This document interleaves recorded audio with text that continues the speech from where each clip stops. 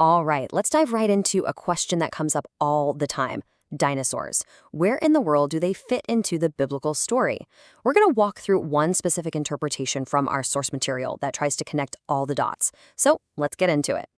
Yeah, you can see the issue right away. Dinosaurs and the Bible. It feels like a contradiction, doesn't it? I mean, for a lot of people, these giant ancient reptiles just seem completely out of place in the book of Genesis. But the source material we're looking at tackles this head on. It argues that maybe it's not a contradiction at all, but more of a misunderstanding of the original context. Okay, so to really get to the bottom of this, we have to start where the biblical account does, right at the very beginning.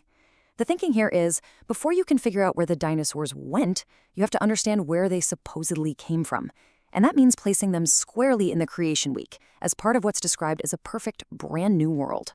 So if you take a literal reading of this passage, it's pretty straightforward. God made all the land animals on the sixth day. And importantly, that's the same day he made humanity. From this point of view, there's just no room for a separate age of dinosaurs, millions and millions of years before people showed up. The idea is that they were there together, right from the get-go. Okay, now this is where the whole idea gets really interesting. The source material suggests that the world before the Great Flood was completely different from the one we know today. We're talking about a world with maybe a stronger magnetic field, a thicker atmosphere, and even a protective canopy of water vapor up in the sky. And the argument is that these unique conditions could have allowed both people and animals to grow much larger and live way, way longer. And this really brings us to a crucial theological point in this whole argument. The idea is that in this original setup, the entire creation, and that includes these huge creatures we now call dinosaurs, wasn't some kind of scary mistake. It was all part of the plan, and God himself declared it all to be very good. But then, of course, everything changes. The story takes a sharp turn toward a global crisis, the flood. And this, as you can imagine, brings up a huge logistical problem. I mean, if these giant creatures were really walking around with people, how on earth did Noah get them all onto the ark? And let's be honest, this is probably the #1 question people ask. It's a totally fair point. Just picture it, trying to fit a couple of full-grown brontosauruses on a boat, they'd take up a ton of room. So how does this interpretation deal with that? Well, the answer, according to the source, really hinges on understanding one key word, kind. The argument is that the biblical word kind isn't the same as our modern scientific word species. It's thought to be a much broader category, maybe closer to what we'd call a family, or just a basic type of animal. This chart really helps make it clear. Think about it like this. Noah probably didn't need to track down a wolf, a dingo, a coyote, a fox. You get the idea.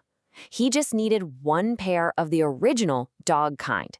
So if you apply that same logic to dinosaurs, he wouldn't need a Triceratops and a Styracosaurus and all the others. He'd just need one representative horned dinosaur kind.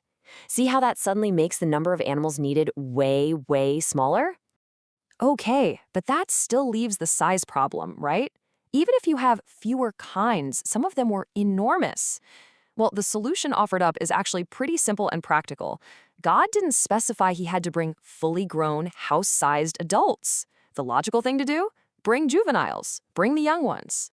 And it just makes sense when you think about it, for a few reasons. First, younger animals are obviously much smaller, so they take up less space. Second, they're probably easier to manage and need less food. And maybe most importantly, they have their whole reproductive lives ahead of them, which is exactly what you need to repopulate the planet after the flood.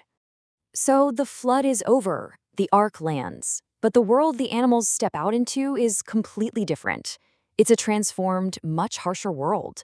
Those amazing, ideal conditions from before the flood, they're gone for good.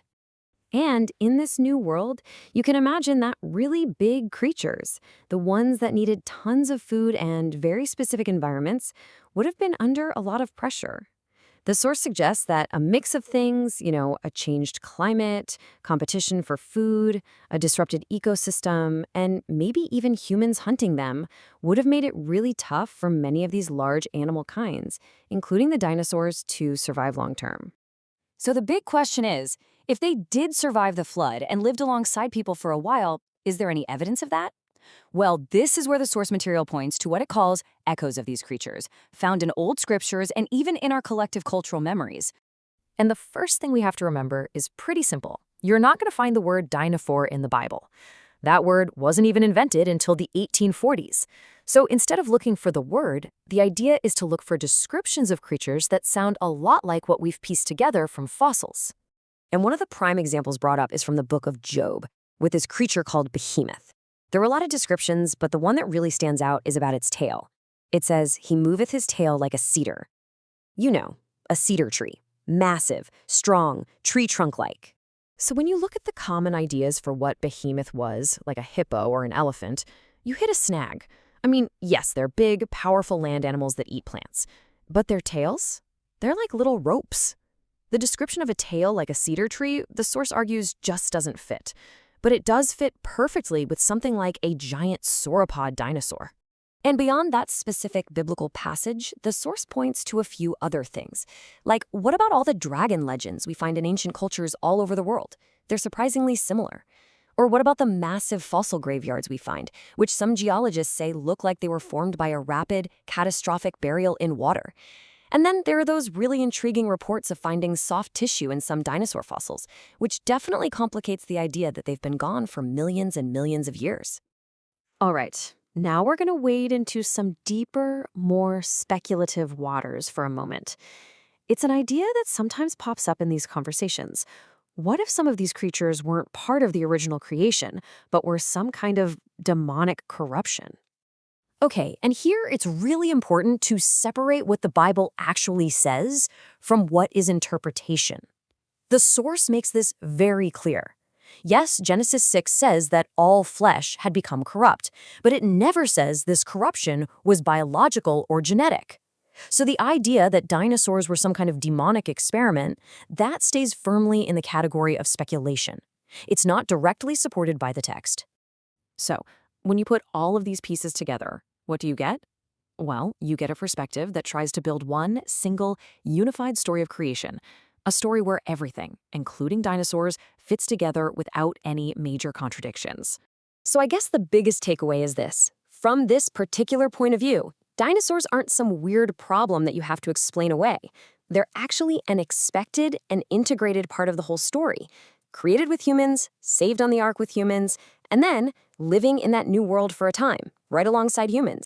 And this final quote from this source really captures the heart of it all. It reframes dinosaurs completely. They're not seen as relics of some lost evolutionary past, but instead as witnesses to the power, the creativity, and ultimately the judgment of God described in the Bible. And that really leaves us with this final, pretty profound question to think about. This interpretation challenges us to look at fossils differently.